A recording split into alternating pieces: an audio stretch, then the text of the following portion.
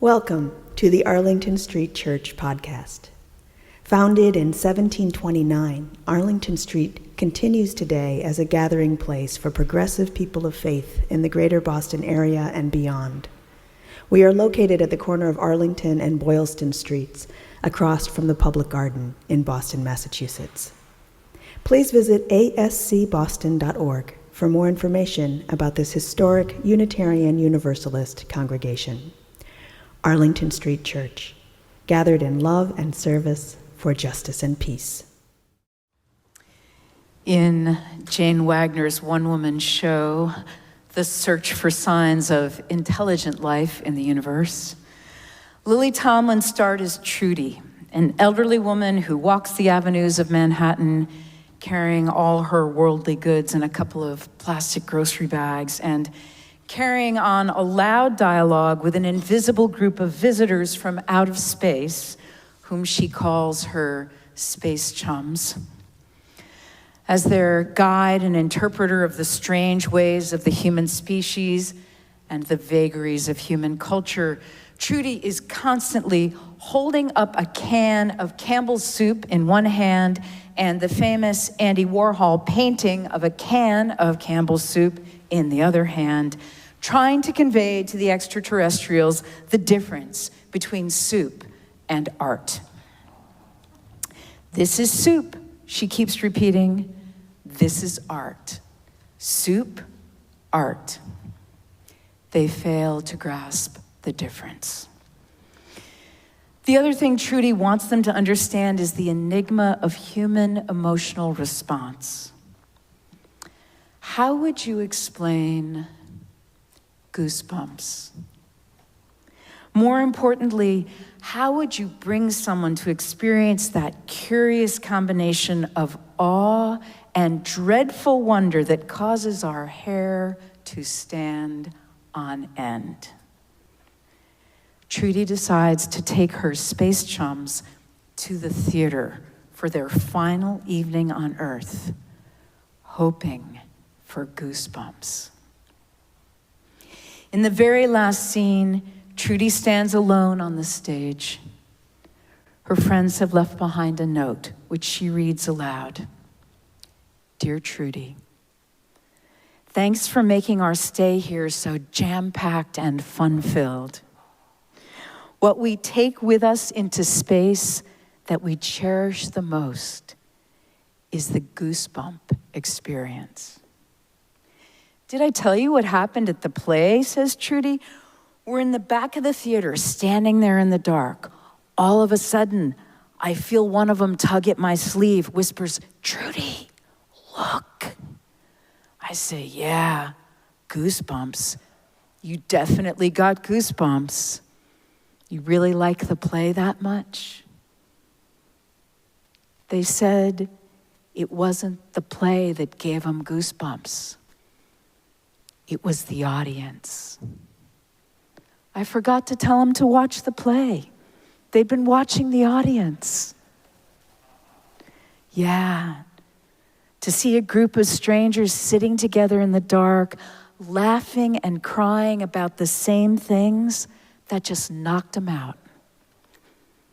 They said, Trudy, the play was soup.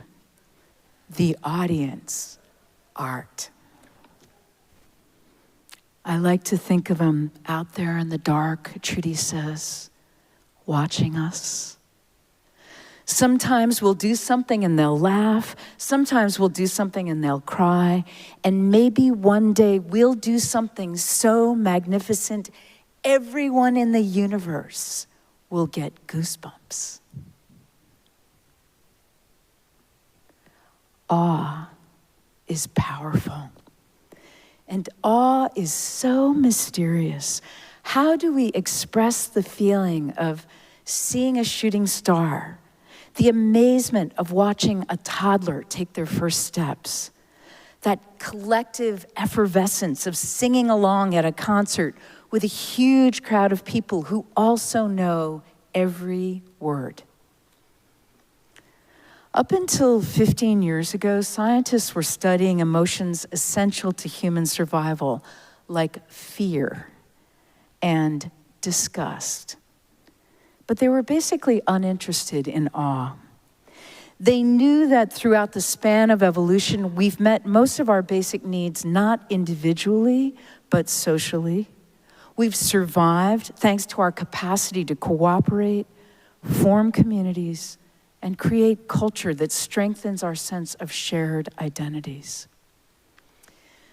That scientific aha came with the realization that the provenance of so much that is human, music, art, religion, science, politics, bind us together with awe. They finally took notice. Awe is still very much an elusive emotion, but we do know now that it transforms our bodies and our brains.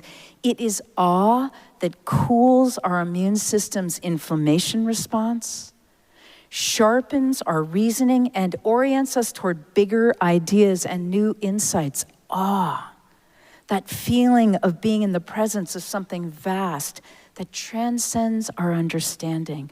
Awe is a transformational, vital force in our lives. Dacher Keltner, a professor of psychology at UC Berkeley and the director of the Greater Good Science Center, just published his book, Awe. He and Professor Yang Bai gathered stories of awe from people in 26 countries. And this is hilarious. He says, "We cast our net broadly because of the scientific concern about weird samples." That's weird spelled out all in caps, which is to say those comprised disproportionately of people who are, here comes the acronym, Western, educated, individualist, rich, and democratic. Weird. They received 2,600 narratives by speakers of 20 languages. And what was the largest common denominator that led people around the world to feel awe? Do you want to guess? Nature? Listening to music? No. What leads us most often to feel awe is other people's courage, kindness, strength, or overcoming. After an utterly ill-spent youth, Lewis Scott was sentenced to 229 years to life in jail. Incongruously, it saved his life. Somehow, once he was on the inside, he was transformed by an idea, a way that he could bring peace to the confines of prison and stir an awareness of those of us on the outside about the kindness and courage of those on the inside. He has produced award-winning shows for California's San Quentin State Prison Radio on the illusions and costs of gang loyalty, on living and dying with hepatitis C, and on the stigma of AIDS in prison. Lewis Scott is the only prisoner to have been elected to the Society of Professional Journalists, and he's become a facilitator of restorative justice, a discipline grounded in principles of nonviolence. Restorative justice is a cultural archive of moral beauty with a long past, founded on the conviction that all people, including those who have murdered and those who have lost loved ones and are consumed by thoughts of revenge, can overcome and find peace. It centers on perpetrators recognizing the harm they have caused, taking responsibility for their actions, making amends, and expressing remorse.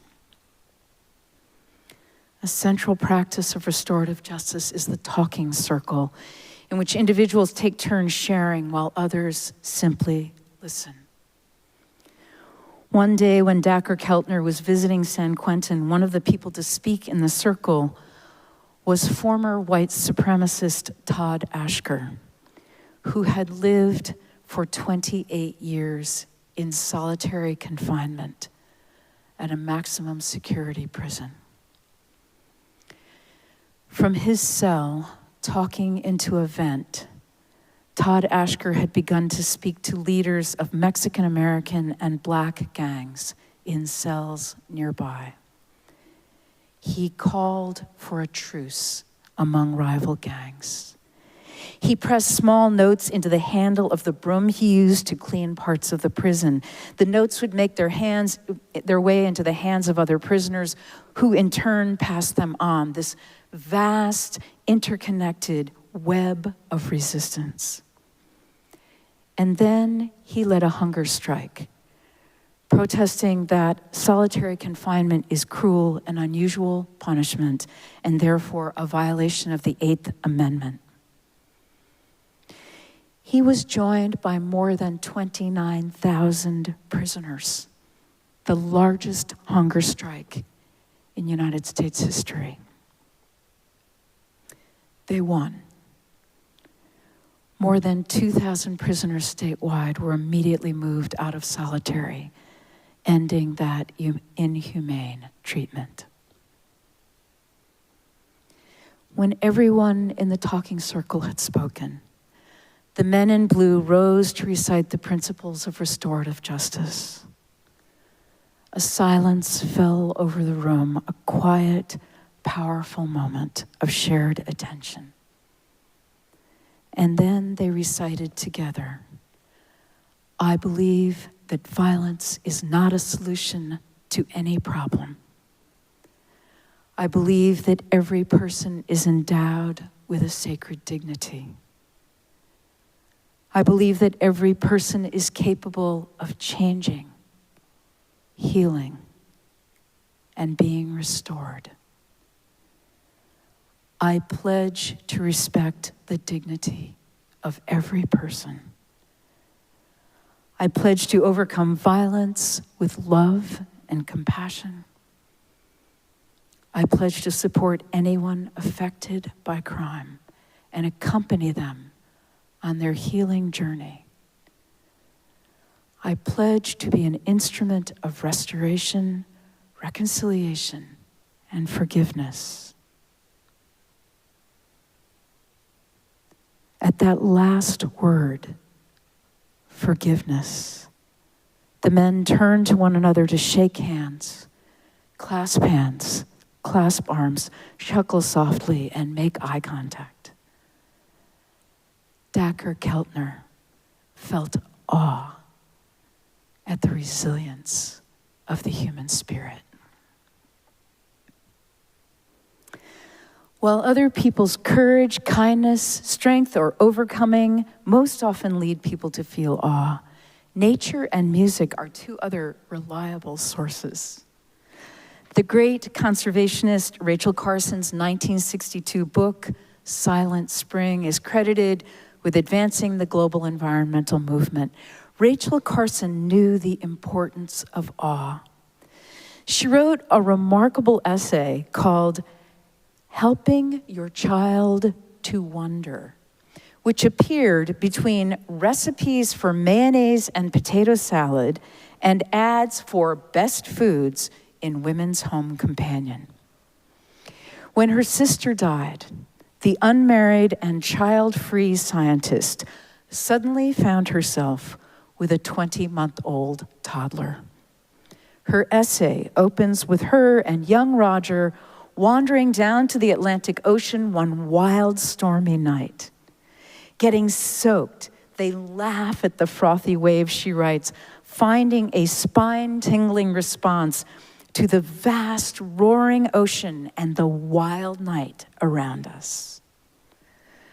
Later, on a rain-drenched walk in the Maine woods, Roger delights in the spongy texture of the lichen on rocks, getting down on chubby knees to feel it and running from one patch to another, she says, with squeals of pleasure.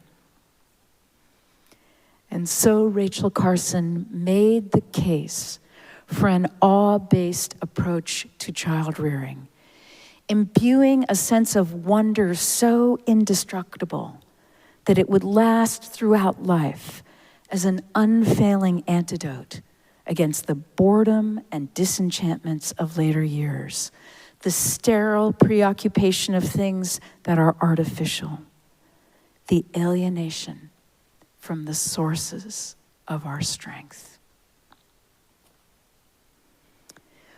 While researching his book, Dacher Keltner had the extraordinary opportunity to ask American film director Steven Spielberg, "What was awe like for you as a child?" Without missing a beat, Steven Spielberg recalled that one night his dad gathered him up and hustled him into the car. They went to a field and lay on their backs on blankets. A meteor shower washed over the sky.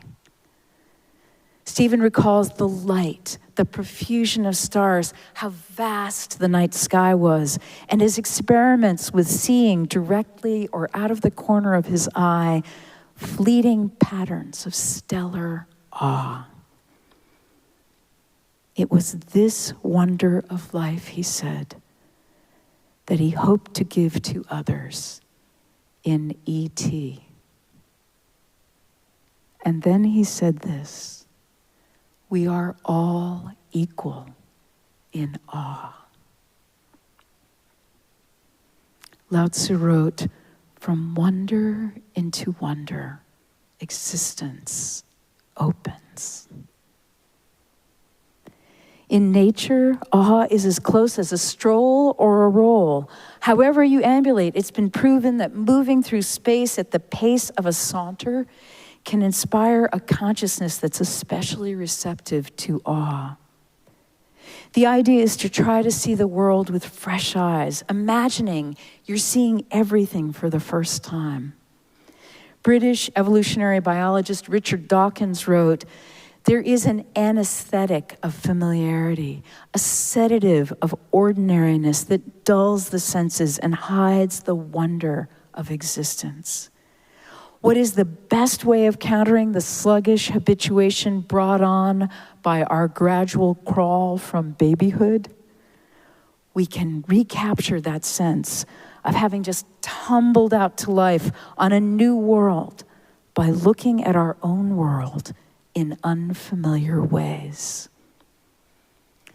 The instructions for an awe walk are to focus way out, look up at the sky and feel its vastness, and way in, look at the details of ice crystals forming on a plate glass window, or if you're in a warmer climate, at the mighty little weed pushing its way up through a crack in the sidewalk. You can take an awe walk anywhere. And if you can't keep visiting new places, just keep looking for new features in a familiar place. Henry David Thoreau, father of the modern-day staycation, wrote of the 6 square miles he called home, "I have traveled a great deal in Concord." In music, awe may be in the listening or in the making of it. I love these 2 stories. Diana Gameros grew up in a big, boisterous musical family in Huaraz, Mexico. Her earliest memories are of her uncles singing Mexican folk songs of love and revolution in deep, full-chested timbres. At 13, she came to the United States to study piano and recording technology in Michigan. She became an accomplished musician and lived here undocumented for 16 years. She longed for home. When she was finally given a green card, Diana Gameros returned to Mexico to tour in her country. This is how she describes the awe of that experience, captured in the documentary Dear Homeland. "I can feel it now," she says.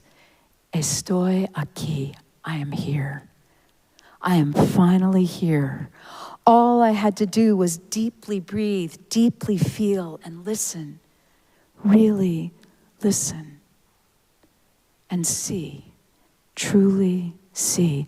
I recognize these voices. They speak my mother tongue.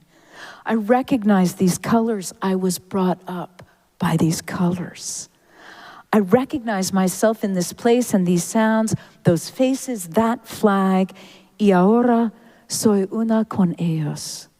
And now I am one with them. I am here in my dear, dear homeland, Mexico. Y me siento inmensamente feliz. And I feel immensely happy. Yumi Kendall is an award-winning cellist in the Philadelphia Orchestra. This is her description of grieving her grandfather, also a musician, and the awe she experienced playing Mozart's Requiem the week after he died. She says this was grandfather's piece, the Requiem. When we started playing the sixth movement, the Confutatis, which Mozart is said to have composed on his deathbed, all the tears I never shed when grandfather died came pouring out. The angry, aggressive 30-second notes from the 40 of us playing strings in unison with sharp accents are like punches. And suddenly the heavens opened up and all the light shone through, like sun rays beaming through in sound, bright white, almost blinding light. Angels singing. Grandfather was there with me, shining on us. And then the re-entrance of the fortissimo accents and missed opportunities and grief brought a new surge of anger. I became momentarily aware that I was in performance and then let it go. It's a safe place on stage. I felt the anger. I felt it subside. By the time we ended, even with my tears, I felt glowing, calm, deep sadness and peace. I felt like grandfather heard me. It was awesome. I want to close where we began with Jane Wagner's The Search for Signs of Intelligent Life in the Universe. In the early 90s, my friend John McDarr went to see the show when it was on Broadway. He was seated between a friend and a stranger. Not surprisingly, in typical Northeast fashion, he and the stranger had not greeted one another. The play is almost over. I like to think of them out there in the dark watching us, says Lily Tomlin's character, Trudy, of her space chums. Sometimes we'll do something and they'll laugh. Sometimes we'll do something and they'll cry. And maybe one day we'll do something so magnificent, everyone in the universe will get goosebumps. And at just that moment, Trudy turns around to face the back of the bare gray stage wall and throws her arms wide open. Suddenly, the wall becomes an inky black sky, sparkling with thousands of stars. The audience surged to its feet. John McDarr found himself both laughing and crying. And then he says, for the first time that evening, I became aware of the stranger to my left, who was also on his feet, engulfed in the same emotion. And spontaneously, we threw our arms around each other and hugged.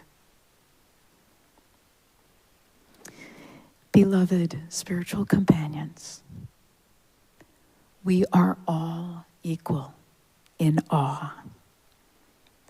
From wonder into wonder, existence opens. I wish for you goosebumps. Amen.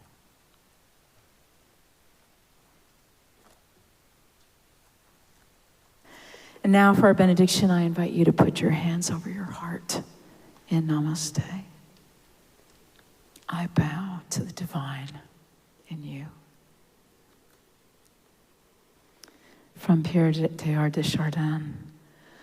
Someday, after mastering winds, waves, tides, gravity, we shall harness the energies of love.